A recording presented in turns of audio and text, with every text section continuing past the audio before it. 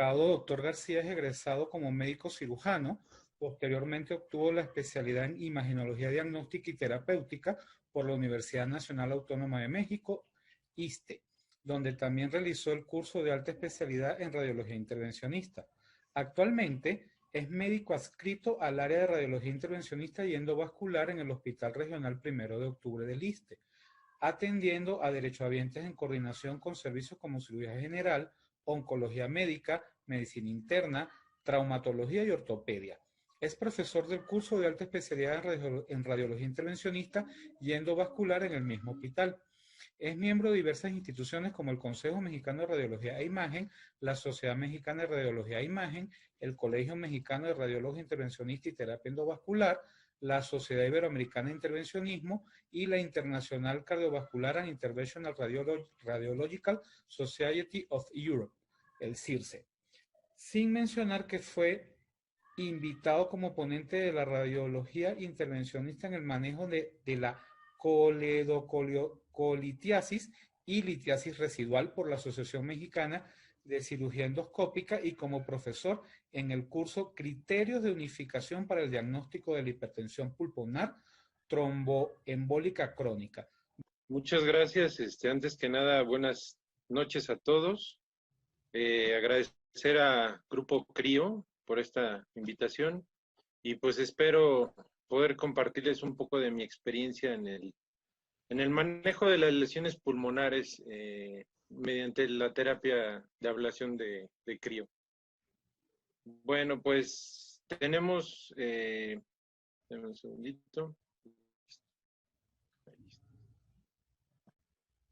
Ok, bueno, pues vamos a empezar con algunas generalidades en cuanto al cáncer de pulmón.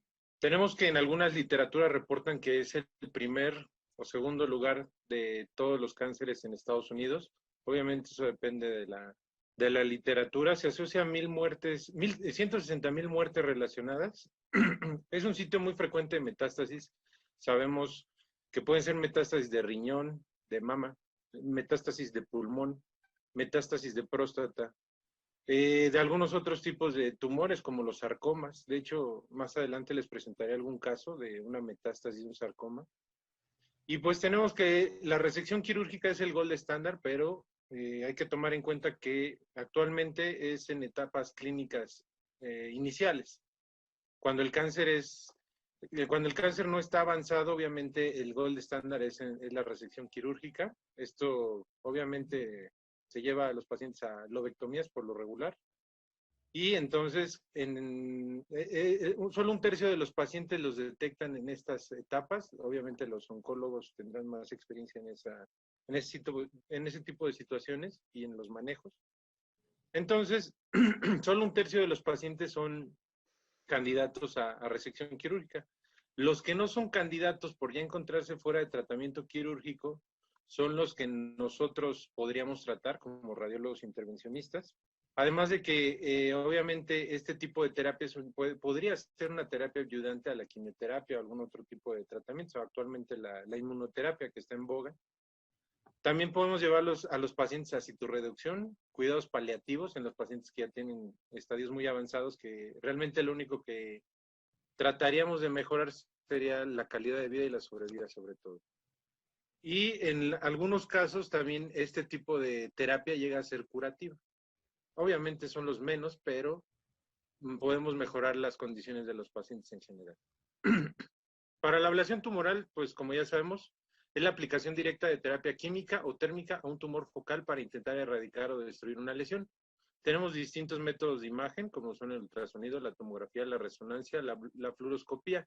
Pero en general, pues obviamente todo este tipo de tratamientos requieren de algún tipo de guía por imagen. Incluso no nada más la percutánea, también cuando hacen laparotomías y todas estas situaciones que usan el ultrasonido intraoperatorio para tratar tumores principalmente de hígado o de riñón. Tenemos que diferenciar que la ablación tumoral entra dentro de lo mínimamente invasivo, pero hay que recordar que son dos cosas distintas. Lo mínimamente invasivo como una mini laparoscopía, una mini laparotomía, y lo percutáneo, que es a través de incisiones muy pequeñas, realmente menores a 5 milímetros. Por ahí accedemos con alguna aguja, sonda o prueba mediante la cual vamos a realizar la terapia ablativa. Y tenemos dentro de la ablación tumoral, pues tenemos la ablación química y la ablación térmica. La ablación química principalmente induce necrosis por coagulación y esta terapia se tiene que llevar a cabo a través de catéteres o agujas. Los catéteres son como los que observamos en cualquier angiografía, se inyecta el agente que va a condicionar la ablación, y las agujas pues obviamente se pueden hacer inyecciones intratumorales directas.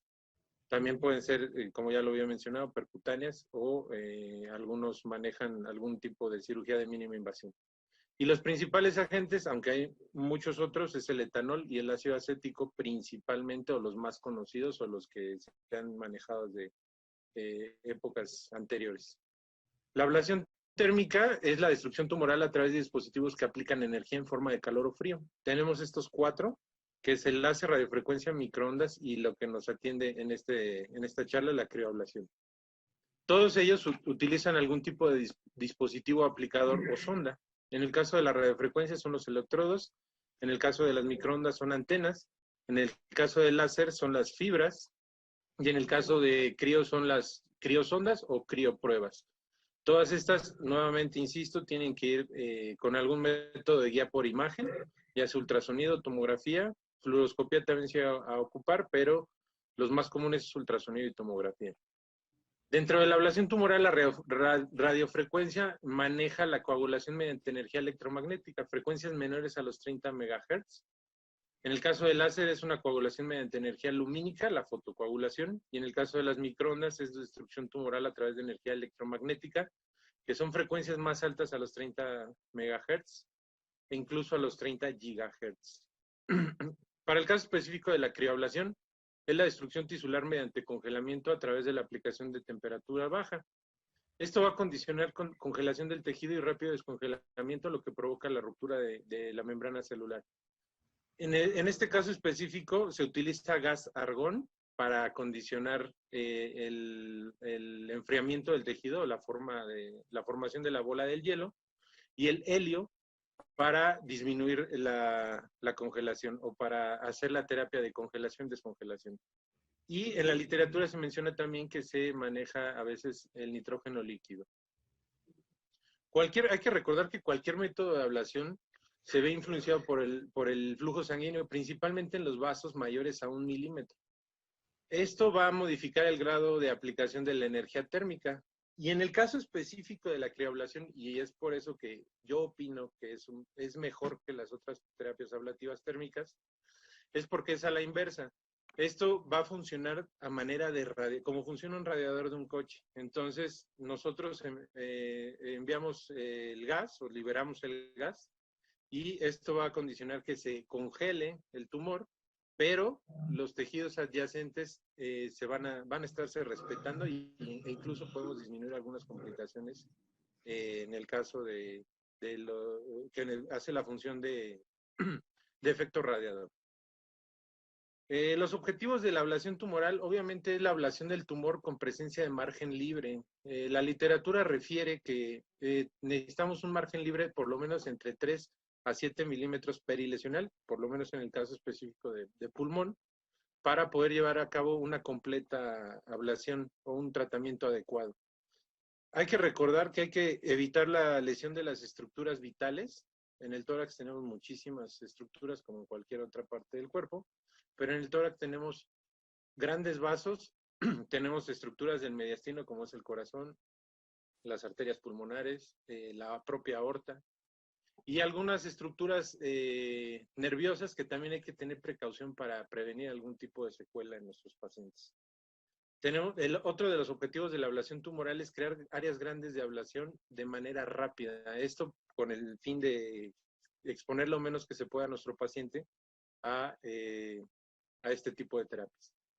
Para el caso específico de la radiofrecuencia, obviamente en la radiofrecuencia se tiene mayor experiencia porque es de las que más se ha empleado anteriormente. Las desventajas son que se debe evitar el mediastino y el ápex pulmonar principalmente, y esto por las estructuras que les comentaba, las estructuras vitales, la vía aérea de gran calibre, los vasos sanguíneos de gran calibre y algunas otras estructuras nerviosas que se deben de evitar. Tenemos otra de las desventajas es la carbonización del tejido que se produce a través de las pruebas o de las antenas de radiofrecuencia que condicionan un tipo de carbonización del tejido adyacente. Esto es contraproducente porque nos puede condicionar un poco de disminución del efecto o de la conducción de la energía a través del tejido para que se lleve a cabo un adecuado tratamiento. Es frecuente que cuando tratamos lesiones con radiofrecuencia, estas lleguen a cavitar e incluso lleguen a persistir esa cavitación a través del tiempo. Y otro de los principales riesgos, sobre todo en pulmón, es el embolismo aéreo. Al proceder o al hacer la terapia ablativa, hay formación de microburbujas por el calentamiento de la zona y esas microburbujas pueden viajar a través del torrente sanguíneo e irse a distintas órganos del cuerpo y condicionar alguna complicación. Pero la principal y la más temida, pues obviamente es el embolismo aéreo, que se vaya hacia cerebro, hacia pulmón, hacia algún otro lado. Esta imagen es sacada de un artículo en el cual hacen referencia a un tratamiento mediante radiofrecuencia, en el cual pues vemos la adecuada posición de la sonda en esta zona. Posterior al tratamiento, pues obviamente vemos este área en vidrio ilustrado perilesional, pero en la imagen C vemos que esta lesión en los controles posteriores se cavitó. Y incluso esta cavitación persiste en los controles posteriores, observando un área de cavitación con un realce periférico en el PET. Y pues en los controles posteriores sí vemos la disminución del tamaño de la lesión, pero persisten estas áreas de cavitación como se pueden ver en las imágenes. En el caso de las microondas, obviamente es superior a la radiofrecuencia, condiciona una alta temperatura intratumoral, podemos hacer un mayor volumen de ablación, es más rápida que la radiofrecuencia y tiene menos dolor periprocedimiento. Y obviamente se disminuye el riesgo de la embolia aérea. Tenemos diferentes ondas que yo creo que ustedes ya las conocen, con diferentes longitudes de campo, diferentes zonas de ablación en cuanto a los tamaños, dependiendo de la estructura que nosotros pretendamos tratar. Y en este caso específico, en este artículo refieren una lesión en el hemitórax del lado derecho, pero está adyacente a algunos vasos principales. Entonces lo que hicieron fue colocar la sonda y después hicieron un neumotórax intencionado. Instilaron aproximadamente 700 mililitros de aire para poder separar las estructuras, hacer como una especie de neumodisección que se puede emplear en cualquiera de las terapias que nosotros manejamos o que ustedes también ya conocen. Y así se disminuye el riesgo de complicaciones o lesiones vasculares importantes principalmente. En el caso de la crioablación, nuevamente es superior a la radiofrecuencia. Igual se pueden hacer mayores volúmenes, ya que podemos utilizar múltiples aplicadores simultáneamente o múltiples criosondas. Tienen menor dolor periprocedimiento. Esto es importante porque la mayoría de los pacientes que yo he tratado en lo personal, solo 2 recuerdo que hayamos tenido necesidad de intubación y sedación profunda de los pacientes. La mayoría toleran el procedimiento con sedación superficial y recordar que el frío actúa a manera de anestésico también. Entonces, todo esto favorece que tengamos menos dolor periprocedimiento. Se evitan las lesiones de los parches conductores o de los pads en la piel, porque a veces llegan a haber lesiones cutáneas, lesiones dérmicas, aunque sean mínimas, pero se llegan a presentar. Y en el caso de la crioablación, esto se omite, ¿no? Porque no tenemos que ocupar ningún pad.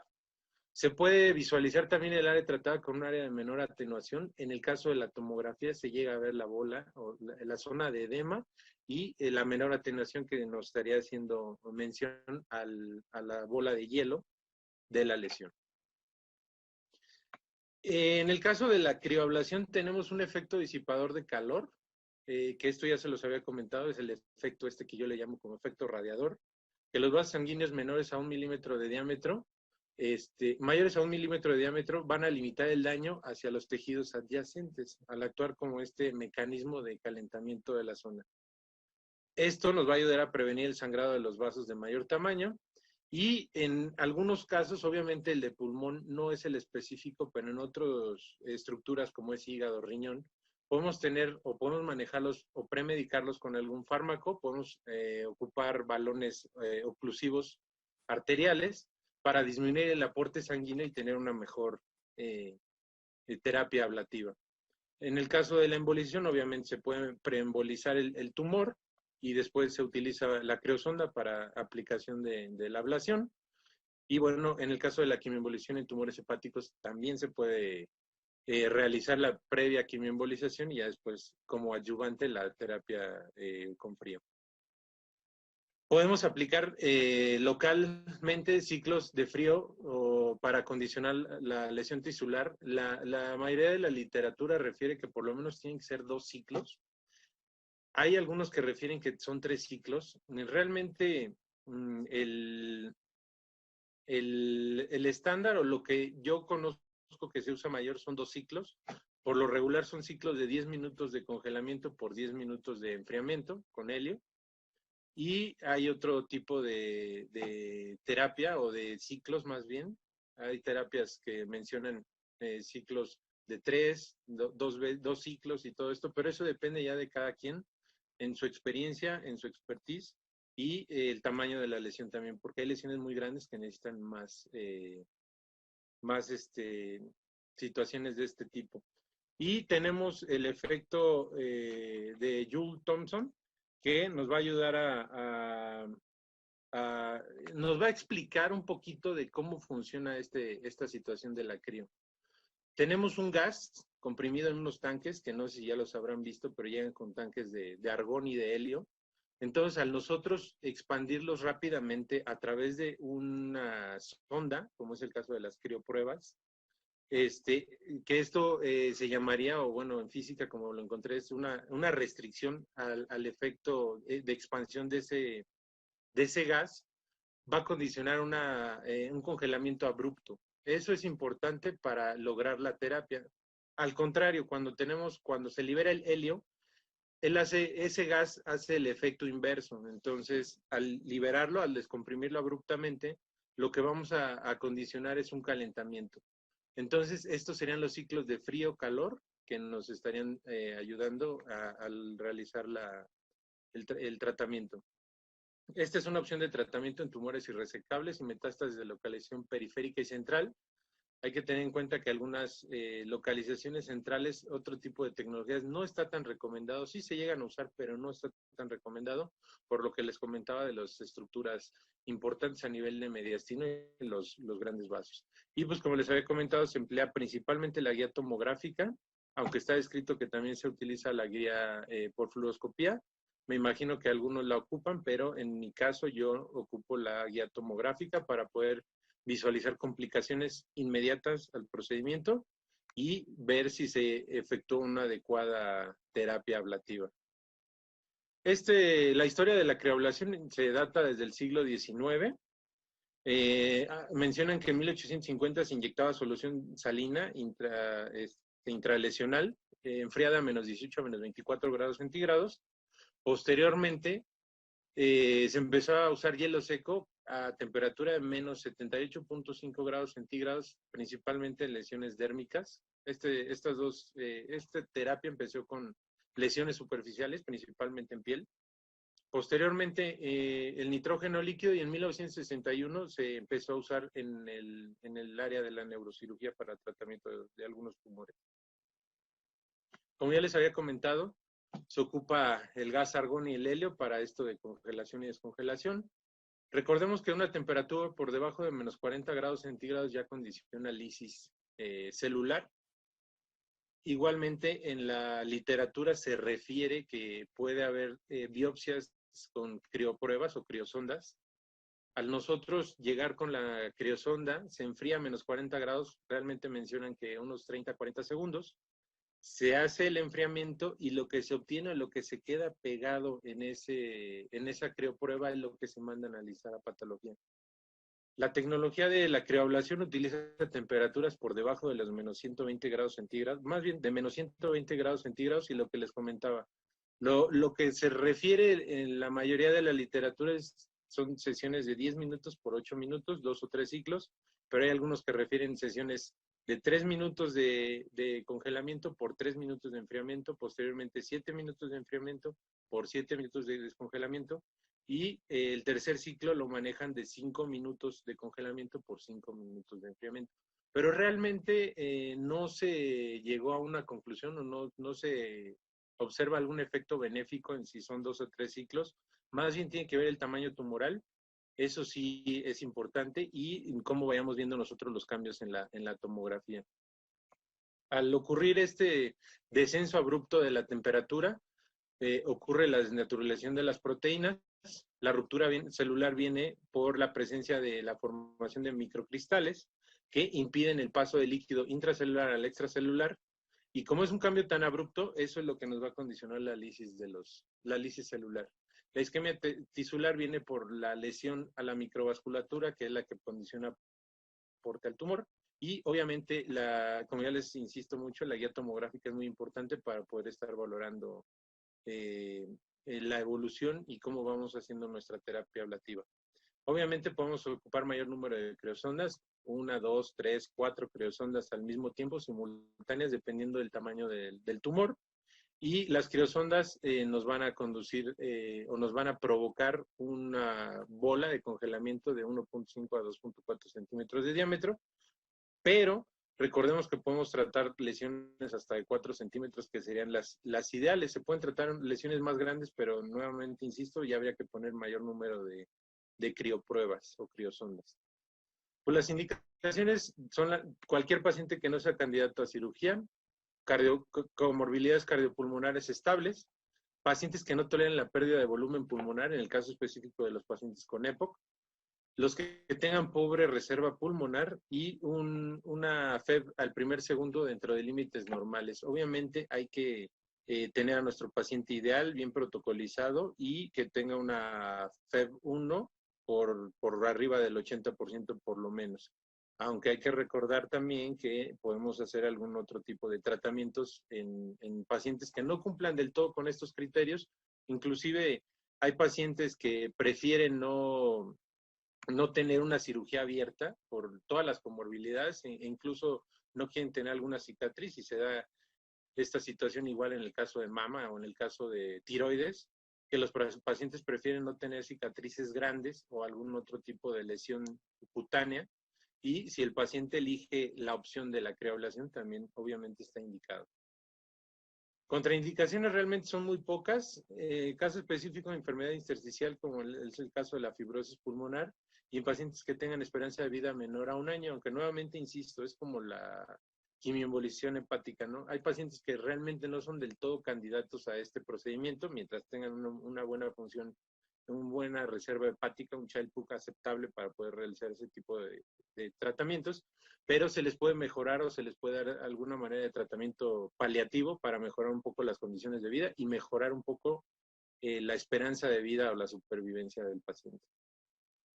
Complicaciones realmente son estas 3, el neumotórax, el derrame pleural y la hemoptisis. Realmente en la literatura está escrita que son hasta en un 60%, pero yo creo que en la práctica real es menor este tipo de complicaciones. Al ser técnicas de percutáneas de mínima invasión, se disminuyen mucho todos estos riesgos. Cuando llega a ocurrir algún tipo de complicación, obviamente solo un 25% de ese 60% requieren algún manejo. Y obviamente pues sería el drenaje del derrame pleural, el manejo del neumotórax con alguna sonda, y en el caso de la hemoptisis pues igual se puede meter a embolización y asunto arreglado. Entonces realmente es un método bastante seguro para el tratamiento de lesiones pulmonares. El seguimiento imagenológico, de igual manera, no hay un estándar o no hay algo que te diga la guía, tiene que ser esto, esto, esto y esto. Es importante hacerle controles a nuestros pacientes 48 a 72 horas post procedimiento. Y lo que encontré también en la literatura es que se puede llevar un seguimiento al mes 1, mes 3, mes 6, 9, 12 y 15 meses. Realmente yo lo que prefiero es hacerle el control a las 48, 72 horas, que el paciente por lo regular está hospitalizado en ese tiempo todavía, aunque hay algunos pacientes que al día siguiente los dan de alta sin ningún problema. Hay que recordar que nosotros somos radiólogos intervencionistas y desafortunadamente en las instituciones somos un servicio interconsultante, no somos un servicio de tratamiento, cosa que debería de empezar a cambiar. Tenemos que valorar el tamaño, tenemos que ver que haya una disminución de volumen o por lo menos que se permanezca estable. Tenemos que valorar el realce de la lesión, si es que tiene. Hay que recordar que un realce mayor a 15 unidades Hounsfield nos habla de recidiva tumoral. Y la valoración de nuevas lesiones. Es bajo el índice de recidiva, pero pues sí hay que tener en cuenta esto. Y sobre todo algo importante, que todos debemos estar familiarizados con los criterios RECIST, sobre todo el radiólogo que va a darnos el seguimiento de este tipo de procedimientos o de terapéutica, y sobre todo deben de estar familiarizados con qué se les hizo a los pacientes, porque a veces nada más nos envían, pues se le ve un absceso o se le ve una cavitación, pero no saben ni qué se le hizo o no están familiarizados con este tipo de procedimientos. Y los radiólogos generales también deberían de estar familiarizados con todo este tipo de situaciones. Algunos aspectos inmunológicos que encontré es el cáncer de pulmón, el número 1 de muertes en Estados Unidos, 1.6 millones de muertes anualmente a nivel mundial. La supervivencia media es de 8 a 12 meses en estadios avanzados, estadios clínicos 3 o 4. Y la inmunoterapia vino a modificar el panorama de tratamiento. Hay que recordar que solo un 20% actualmente en la literatura está referido, solo un 20% van a responder a este tipo de inmunoterapia. Y la crioterapia, pues, nos puede funcionar como un buen adyuvante para este tipo de tratamientos. Entonces, mediante la crioablación, al ocurrir la lisis tumoral, tenemos el tejido o el tumor que vamos a estar haciendo la ablación. Aquí tenemos la criosonda, el tumor va a liberar unos antígenos, estos antígenos van a presentarse o los van a absorber las células dendríticas mieloides inmaduras. Va a ocurrir todo el proceso de maduración para que entren las células presentadoras de antígenos y activen a los linfocitos T, los CD8 y CD4 principalmente, y estos van a ser los que nos van a ayudar a migrar hacia el tumor y va a ser una especie de inmunidad adaptativa innata y adaptativa que nos va a condicionar o nos va a favorecer el tratamiento de este tipo de lesiones. Entonces, la crioterapia también nos ayuda en ese sentido para favorecer este tipo de tratamientos. Encontré dentro de la literatura la supervivencia Semlike y colaboradores tienen reportado que el cáncer de pulmón en estadio 1, la sobrevida es de 3 años. Un 77% de los pacientes tratados con crioterapia contra un 87% de los tratados mediante cirugía. Pero recordando que estaban en un estadio clínico 1. Moore y colaboradores reportan una supervivencia igualmente en un estadio clínico 1, una supervivencia de 3 y 5 años de un 78 y 67% respectivamente, en el caso de las terapias ablativas. New y colaboradores mencionan en estadios clínicos 4 el tratamiento mediante la terapia de crioablaciones de 14 meses contra 7 meses, y a los pacientes que no son candidatos a cirugía ni nada de esto se les deja pues prácticamente con cuidados paliativos. Y en el caso específico de las metástasis, el 100% de sobrevida a un año se encuentra reportado en la literatura y el 40% va a presentar nuevas lesiones. El primer caso es un caso de una paciente femenina de 80 años de edad, en el cual tiene el diagnóstico de metástasis de sarcoma de pleomorfo de codo, tiene el PET positivo, pero me piden la interconsulta, pues obviamente para hacer la biopsia y el tratamiento con algún método de terapia ablativa, que en este caso fue la crioablación, por considerarlo un efecto más, un tratamiento más efectivo. Obviamente la paciente es candidata a este tipo de ablación por las comorbilidades, la edad, el riesgo del tratamiento abierto mediante cirugía. Entonces el oncocirujano pues prefirió mandarme a la paciente para poder hacer el tratamiento percutáneo. Entonces en este video vemos que la paciente tiene 2 lesiones, Una es la que está en la imagen, que la vamos a ver del lado derecho de la pantalla, que es una martoma, pero más superior tenemos otro nódulo, ese nódulo que en el PET es el que sale positivo para el tratamiento. Que esta imagen con la ventana pulmonar, pues obviamente vemos dónde está localizada la lesión hacia el ápice del pulmón izquierdo. Entonces, en un primer inicio, en una primera fase, lo que hicimos fue realizar la biopsia percutánea. Un segundito, porque ven que ahí está. Entonces, hacemos la biopsia, la toma de la biopsia, en el cual vemos que es una adecuada colocación de la aguja, tomamos una muestra adecuada,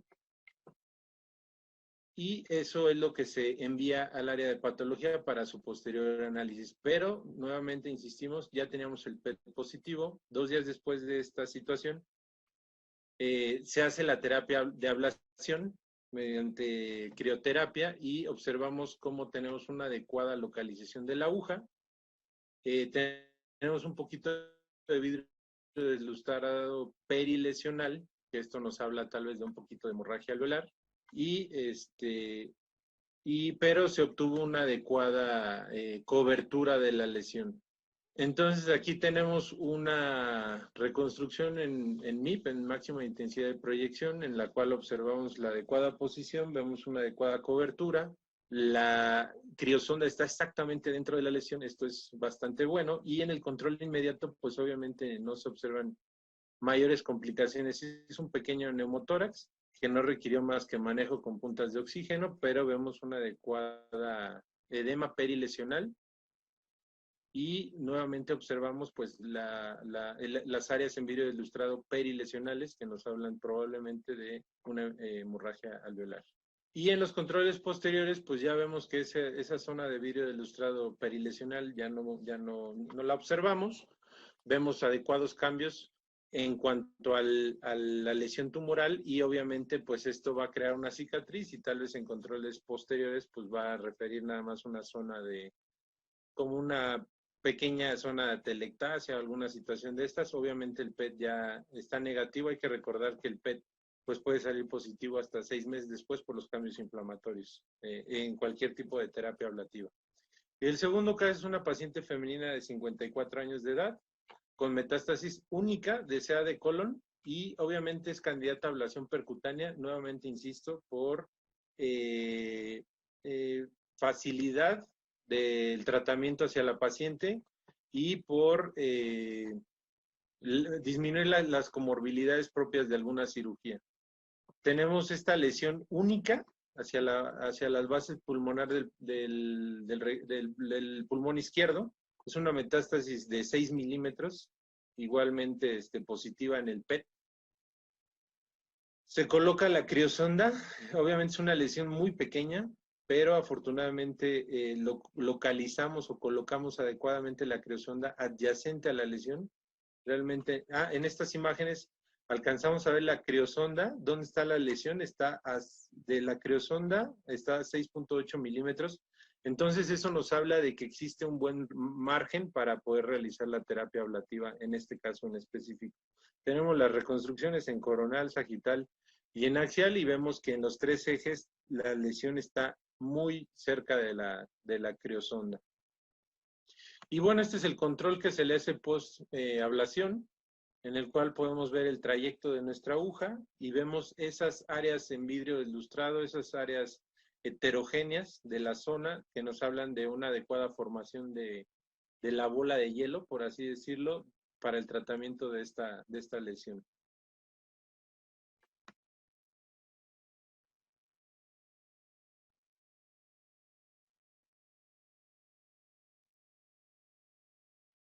Y este es el control posterior, en el cual vemos nada más una zona de cicatriz, por así decirlo. La lesión realmente no produjo ninguna otra alteración. Estaba muy cerca del diafragma, pero afortunadamente no hubo lesión a este nivel. Obviamente todo esto controlándolo a través de los compañeros del grupo CRIO que durante el procedimiento pues les vamos diciendo más o menos cuánto queremos de radio de la terapia ablativa. Y pues de igual manera, esta paciente me acuerdo mucho porque la doctora que me lo mandó me fue a buscar después de algún tiempo del tratamiento de esta paciente y dijo, pues realmente la paciente conservó el pulmón y pues está viva y no ha presentado ninguna recaída ni ninguna otra metástasis. Entonces prácticamente en este tipo de casos es donde es curativo este tipo de tratamientos. Y bueno, dentro de las conclusiones tenemos que es un tratamiento viable y seguro. Obviamente nos va a permitir el uso de múltiples ondas, menos dolor, menos complicaciones, no requiere los pads conductores, menor costo hospitalario. Esto es importante. En algunas ocasiones, en algunas situaciones, las instituciones no están muy de acuerdo en gastar tanto en el tratamiento de este tipo de lesiones, pero no se ponen a ver los beneficios a corto plazo, que es un paciente que no requiera de uso de quirófano, no requiera uso de terapia intensiva, no requiere de uso de sondas de drenaje ya sea hemoneumotórax.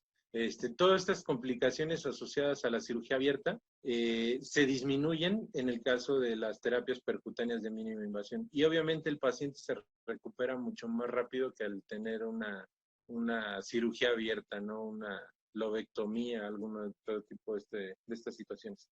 Y pues eso sería todo en cuanto a esta pequeña charla. Espero que les haya servido de mucho y no sé si tengan algún tipo de pregunta, algún comentario.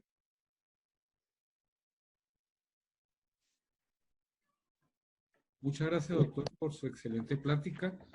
Le agradecemos la forma tan pedagógica en que manejó la plática. Tenemos algunos comentarios por acá. El doctor Pedro Peláez Villalobos nos comenta, doctor, en el caso de tumores centrales, ¿qué recomendaciones en cuanto a tamaño o distancia de estructuras centrales me puede dar? Realmente, hola Pedro, saludos. Realmente este tipo de lesiones centrales, como no sé si viste en alguna de las imágenes que puse de algunos artículos, e incluso se los comenté a ustedes en su momento, que muchas veces el intervencionista prefiere algún tipo de neumotórax controlado.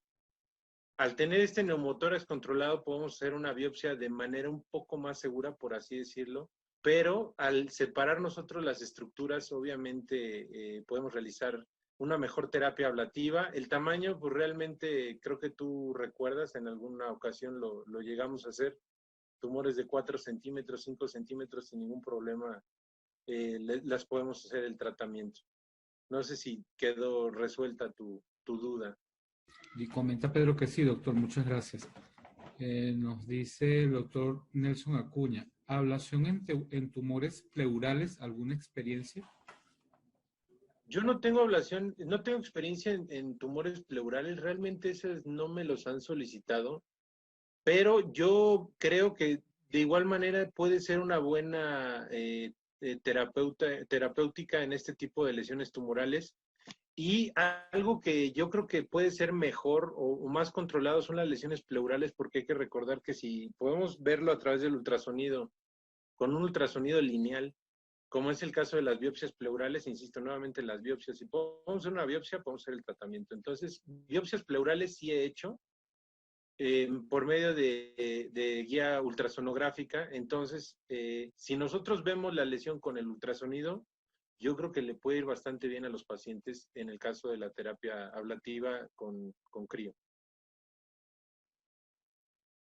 Muchas gracias, doctor. El doctor Ríos Reina levanta la mano pidiendo la palabra. Le abrimos el micrófono al doctor Ríos Sí, Reina. claro. Doctor, cuando guste, por favor, lo escuchamos.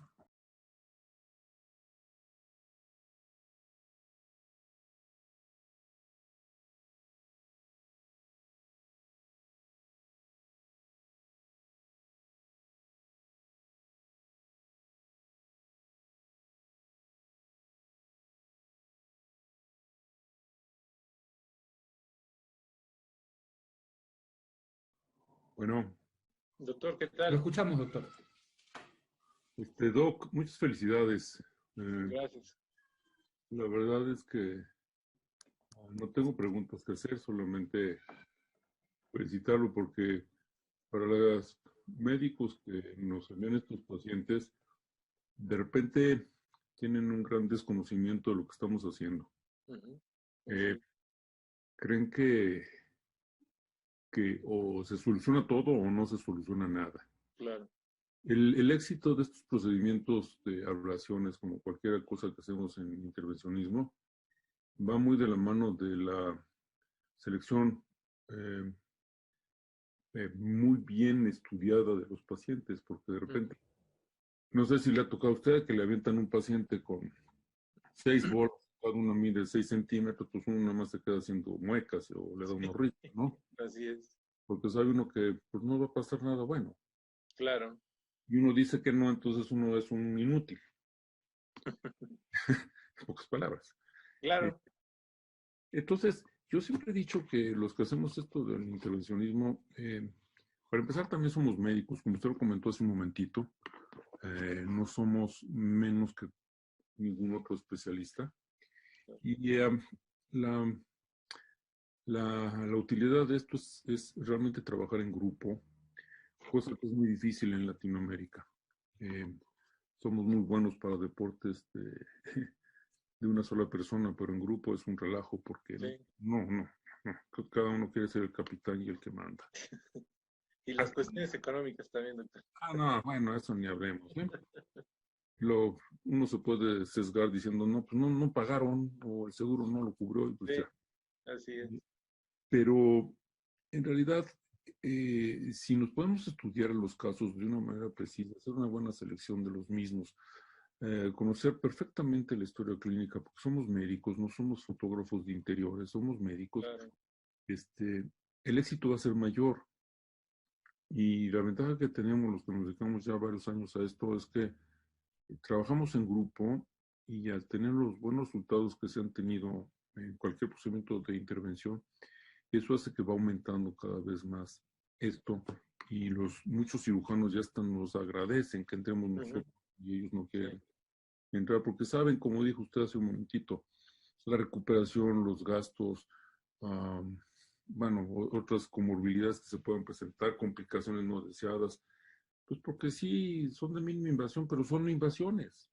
Sí. Aunque sean con agujas o con sondas o como lo quieran poner, y pues siempre tenemos un riesgo. Claro.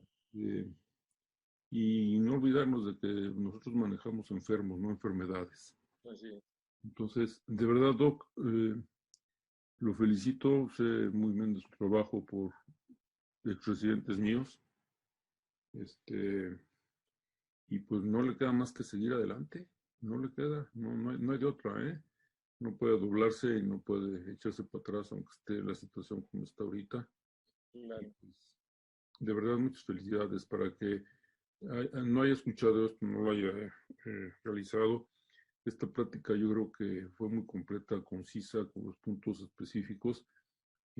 Para el que quiera tener más conocimiento, pues hay kilómetros de bibliografía escritos. Claro. Pero lo que nos hizo el favor de mostrar ahorita es lo básico y es donde le debe despertar uno el interés o la cosquilla de ir a conocer o a estudiar un poco más. Y de verdad, doctor García, felicidades y siga adelante, no claudique. Muchas gracias, doctor. Gusto en saludarlo y pues también agradecerle sus excelentes médicos, porque tengo varios que están rotando conmigo por ahí y de verdad que excelentes residentes. Eso que comenta usted de la terapia de mínima invasión a lo que nos dedicamos los intervencionistas, afortunadamente cada vez está cambiando esta situación en la cual ya no nos llaman al final, cuando ya nadie quiere tratarlo, nadie puede. Háblale al intervencionista a ver si le puede hacer algo, ¿no? Que eso es bastante frecuente, pero por lo menos en mi hospital, en el ISSSTE, en el Hospital 1 de Octubre, está cambiando esa mentalidad. Los médicos ya empiezan a mandarnos de primera intención a los pacientes, no de última opción. Entonces, afortunadamente, en el medio privado también se está dando ese cambio impresionante. Se está dando el cambio en el caso específico, por ejemplo, de los sangrados de tubo digestivo, que el endoscopista ya entró 2, 3 veces y no pueden controlar el sangrado. Okay. Habla el intervencionista, pero nos hablan ya que tiene 4.9 gramos de hemoglobina, ya está intubada, aminas a tope. Pero afortunadamente, Doc, esos pacientes salen adelante y salen muy bien, ¿eh? Y ahorita con esta situación de la pandemia, afortunadamente nos están hablando un poquito más porque también nadie le quiere entrar. Entonces le hablan al intervencionista y le está yendo muy bien a los pacientes, realmente. Entonces, este tipo de terapias y nosotros como radiólogos intervencionistas debemos de empezar a mejorar esta situación y hacer más porque realmente somos muy pocos intervencionistas en México. Sí, sí, sí. Realmente los que tienen una formación formal, por así decirlo, aunque sea redundante, son pocos. Claro. Certificados, pues menos. Y yo les digo que pues ya hay muchos que ponen inyecciones intramusculares y ya se dicen intervencionistas, ¿eh? Entonces, o fueron a tomar un cursito ahí de diplomados de 4 semanas y ya vienen aquí a presumir. Y ahora que se les aparece el chamuco, ahí andan corriendo para que uno les va a echar la mano. Mi maestro eso me decía que mi maestro, el doctor Joel Maldonado, me comentaba esa situación que cualquiera puede aprender a hacer una biopsia y eso, pero el aprender a resolver las complicaciones no todos. Sí. Por eso la importancia de la formación del radiólogo intervencionista.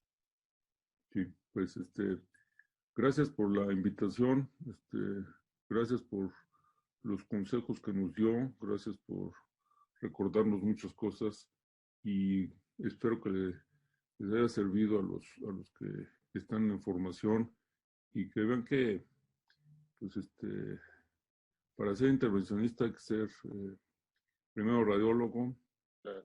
después estudiar mucho y después tener una característica muy particular de ser muy terco y muy necio.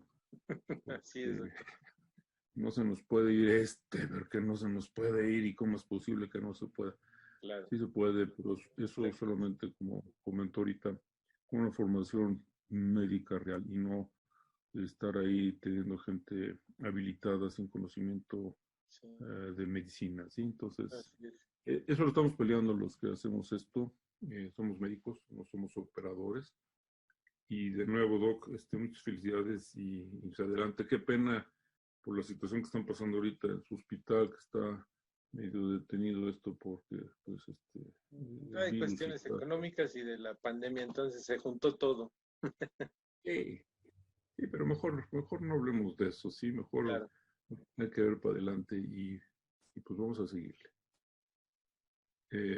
Muchas gracias por todo, muchas gracias por la invitación y aquí estaremos conectándonos con mucha frecuencia. Claro que sí, gracias. Muchas gracias, maestro Ríos Reina, por su colaboración y aprovecho para invitar a todos los asistentes a la próxima semana. Tendremos una sesión con el doctor Ríos Reina sobre una discusión de casos sobre ablación, crioablación en tumores renales, que seguramente va a estar muy buena.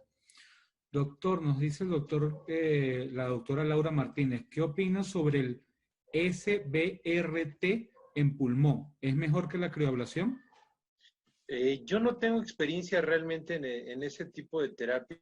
Yo las terapias que he manejado es radiofrecuencia, microondas y crioablación. Realmente no tengo experiencia en ese sentido. Gracias, doctor. El doctor Franco González, si la lesión pulmonar se encuentra subpleural o adyacente al paquete neurovascular costal, ¿se le da también crío? Sí, claro que sí se le puede dar con la situación o teniendo en cuenta que puede tener dolor post-procedimiento, pero de igual manera recordemos que ese tipo de dolores se pueden manejar con algún bloqueo neural, con algún agente que condicione neurólisis y se puede resolver esa situación.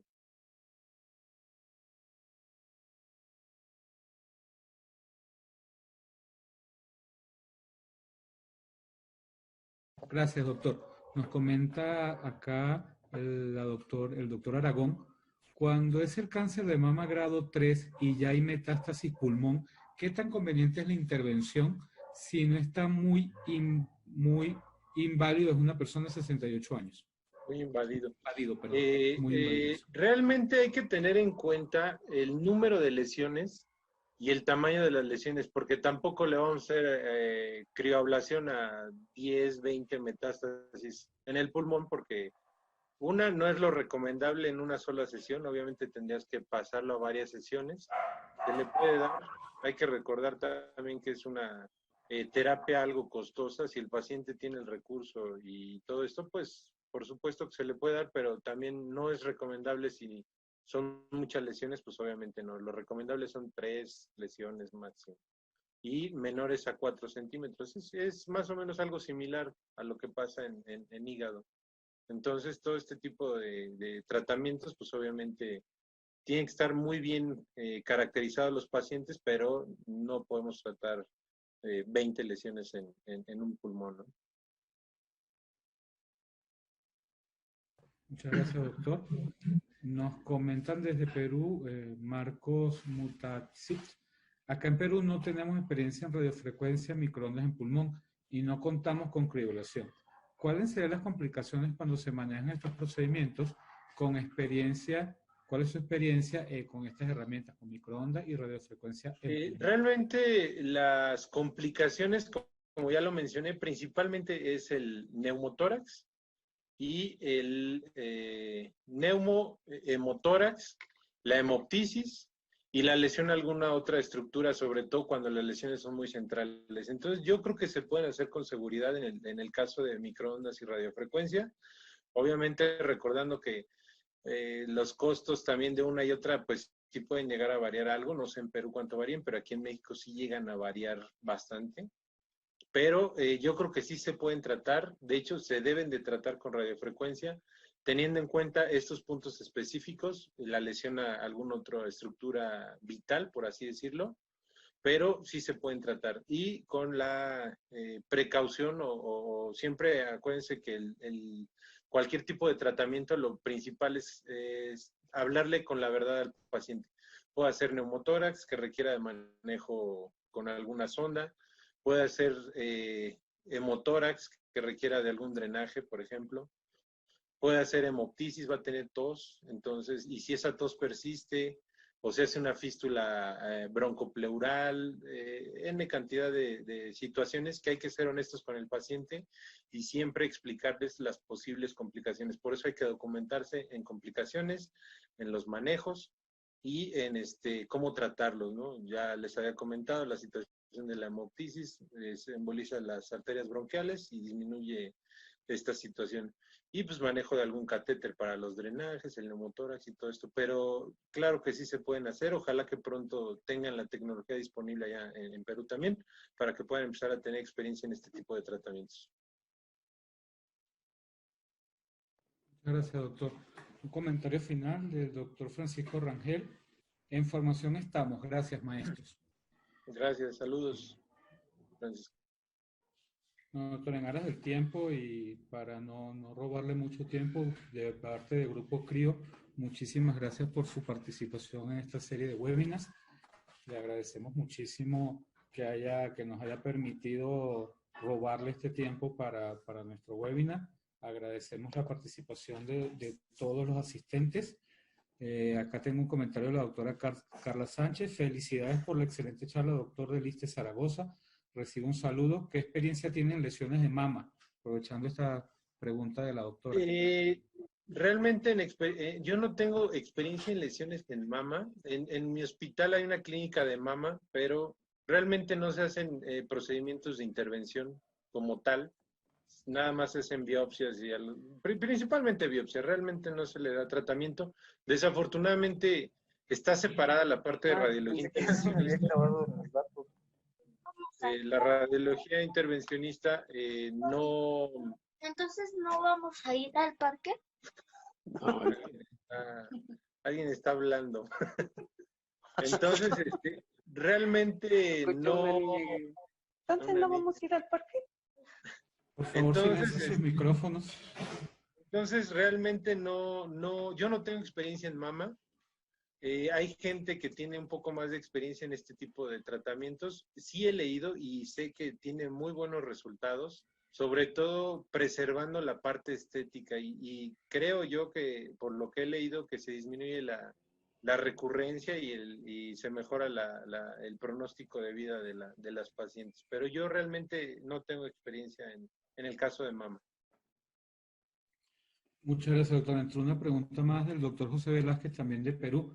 Felicitaciones por la plática. 2 preguntas, por favor. 1, ¿siempre hace biopsia previa a la crioablación? 2, ¿cómo evitar el neumotórax por la crioablación? ¿Hay alguna técnica especial? Muchas gracias, saludos desde Perú.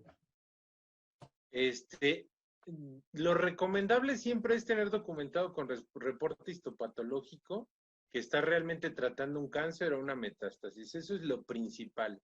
Entonces, lo recomendable sí es hacerle una biopsia, pero muchas veces se omite la biopsia porque ya tenemos un PET positivo, ¿no? Para lesión tumoral.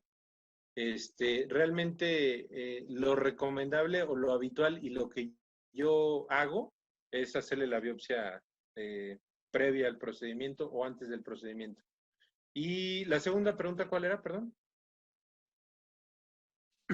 Sí, doctor. La segunda pregunta, ya que se me movió la pantalla un tantito. ¿Cómo evitar el neumotórax por la crioablasión? ¿Alguna técnica especial? Claro. No, realmente no existe una técnica específica o especial. Me imagino que les ha pasado en el caso de las biopsias. Al hacer una biopsia, independientemente del abordaje, se puede llegar a hacer el neumotórax. Lo principal es, y lo que yo siempre digo, es siempre tener bien fija tu aguja, tratar de que se mueva lo menos posible para evitar la lesión pleural, que se rasgue, por así decirlo, porque al hacer esa situación, pues es cuando vienen los neumotórax, pero a veces es inevitable, entonces tampoco hay que espantarse. Yo les presenté un caso donde me hizo un neumotórax muy pequeño, pero realmente no requirió mayor manejo, realmente con puntitas de oxígeno a 3 litros por minuto por 24 horas en vigilancia, asunto arreglado. Y obviamente al retirar la criosonda siempre yo recomiendo poner un parche, un Tegaderm o alguna de estas situaciones. Incluso en las instituciones no tenemos Tegaderm, eso es muy fresa. Tenemos Ipafix, entonces le ponemos doble capa de Ipafix para evitar también alguna otra complicación posterior al procedimiento. Pero realmente es segura la técnica, hay que empezar a utilizarla y incluso, como lo mencioné, también hay quien prefiere localizar la lesión y hacer un neumotórax controlado para después resolverlo, a que les haga un neumotórax al estar haciendo la terapia ablativa y condicionar algún otro tipo de lesiones más severas.